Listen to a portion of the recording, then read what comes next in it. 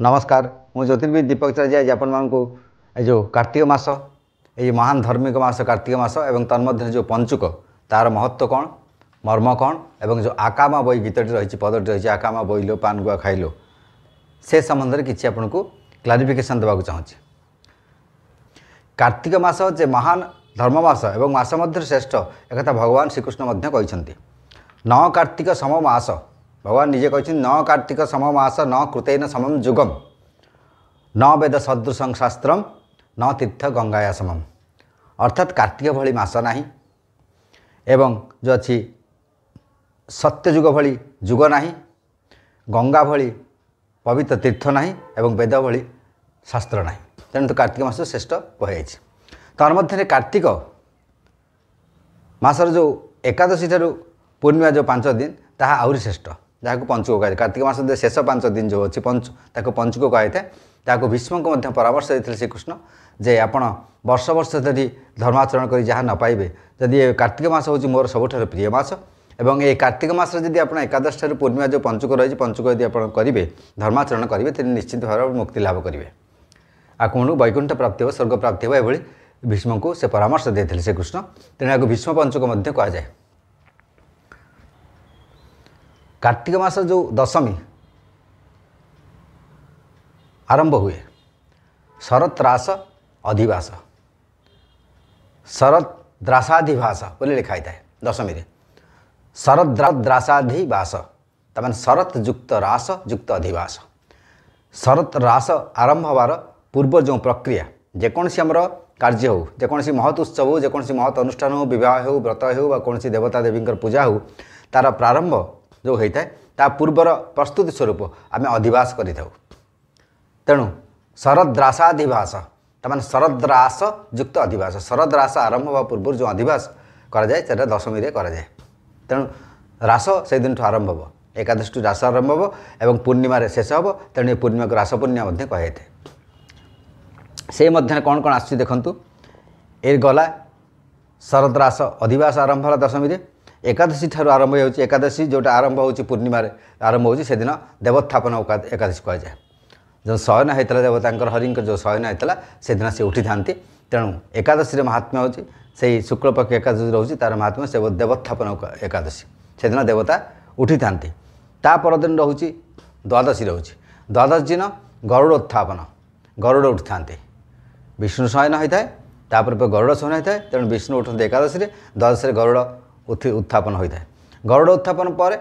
से जो द्वादशी से दिन तुलसी विवाह अटे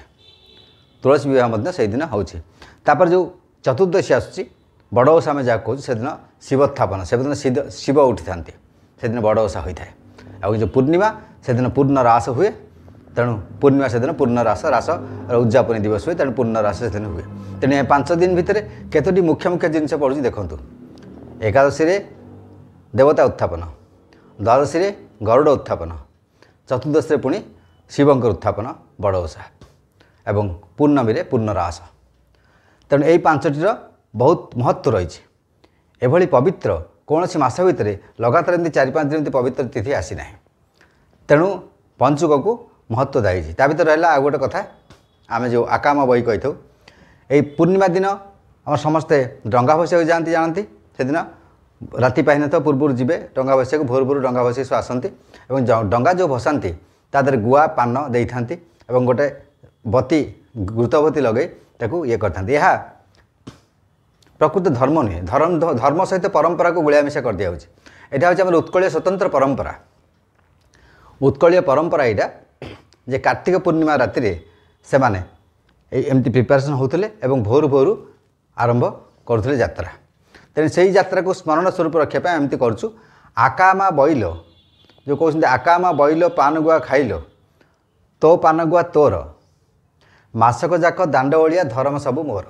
एमती गोटे पद्य रही ग्रामांचल आकामा बैल पान गुआ खाइल तो पान गुआ तोर मासक जाक दांड ओलिया धर्म सबू मोर से मासक जाक ग्राम लड़ला मैंने ग्राम को सफा करते ओल्ई था एवं विभिन्न प्रकार धर्माचरण करते पूजापत्र करते मुर्ज दे था राधा दामोदर मुर्ज दे जगन्नाथ मुर्ज आँकी था अँला गछ आँकी था सीढ़ी आँकी था विभिन्न प्रकार आँकी एमती पूजापत्र सब करते धर्माचरण करते केवल धर्माचरण करने हेतु यदि एभली कले मासक जाक दांडबोली करी एमती धर्माचरण कले आपन बहुत धर्म हम एथि गोटे ग्राम्य गोटे पद से रही कि तार प्रकृत किसी अर्थ ना आकामा बई बोली कौन ठाकुर बा ठाकुराणी ना यार अर्थ है आकामा बई माने आश्विन कार्तिक मार्गशीर बैशाख आश्विन कार्तिक एमाने प्रिपेयर होते जो मैंने वाणिज्य कराया साधु मैंने एमाने आश्विन कार्तिक समय प्रिपेयर करते कौन कौन जिनस ने केमती कौन जी कौन ना सब प्रिपेरेसन आश्विन कार्तिक जाऊला आश्विन कार्तिक तेणु कार्तिक जो शेष दिन कार्तिक पूर्णिमा दिन से दिन राति ये भोर भोर यात्रा करते तेणु मार्गशीर यात्रा करते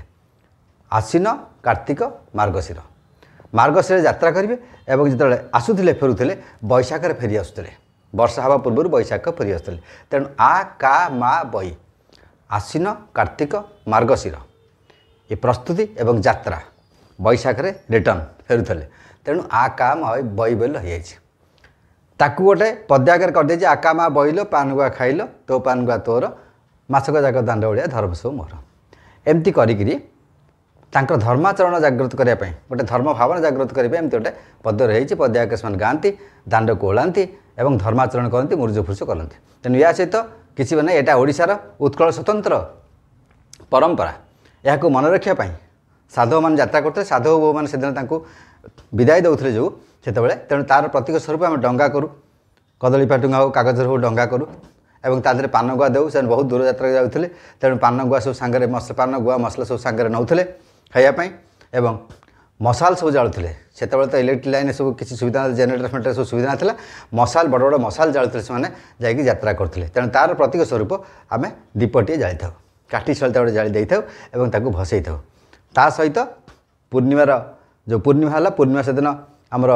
कार्तिक मास शेष है और शेष मास भोर भोर आम सका उठी ब्राह्म मुहूर्त उठी से गाधुआ पाधुआ कले और पूर्णिमा प्रक्रिया समाप्त है और से डंगा बसिया जो कमटा यहाँ ओडिशार उत्कलीय परंपरा यहाँ धर्मर किसी ना धर्म अलग कार्तिक मास पंच कथा अलग आकामा बई कथा अलग तेणु आकामा बई जो कहते गोटे ठाकुर ठाकुराणी किसी अच्छा जड़े भी वर्णना करते जे डंगा रही अकामा रकामा रकामा ककामा कौन किसी ना सब लोक कन्फ्यूज कराऊँच कन्फ्यूज विभिन्न प्रकार कन्फ्यूज जो कराई मो आखिर रखिकी आज आपण सागे आलोचना कली और आपण क्लारिफिकेशन देवी एथर आप जापे जे कार्तिक मास और धर्म पालन यार पंचुक जो रही पंचुक धर्माचरण करने उचित जीवबद्ध करेंगे ना कौन जीवबद्ध आपको देखा उचित नुहे आमिष वर्जन करूँ ब्राह्म मुहूर्त उठंतु एवं मुरुज फुरुज दे चौरा मूल आप राधा दामोदर को पूजा करूँ यही प्रक्रिया कले आप निश्चिंत भाव श्रीकृष्ण जो रास करते जो रास समय जो गोपवासी माने जो गोपर पुरुष बा स्त्री जो मैंने जोग देते से वैकुंठ प्राप्ति होते और जे जो मैंने से समय निद्रा जाते से समस्ते मुक्ति लाभ करें ना तेणु पश्चाताप कले तेणु श्रीकृष्ण जो रास समय जो एकादशी रु पूर्णिमा पर्यंत रासक्रिया हे से रासक्रिया आम समस्ते योगदान करने राधा दामोदर को मन भरी करवा और राधाकृष्णकर सब श्रवण करवा बाणी कार्तिक महात्म्य यदि हम संभव हुए पाठ करवा ये धर्माचरण करने द्वारा आम निश्चिंत भाव बहुत उन्नत स्तर को आमर उन्नीत हम। नमस्कार।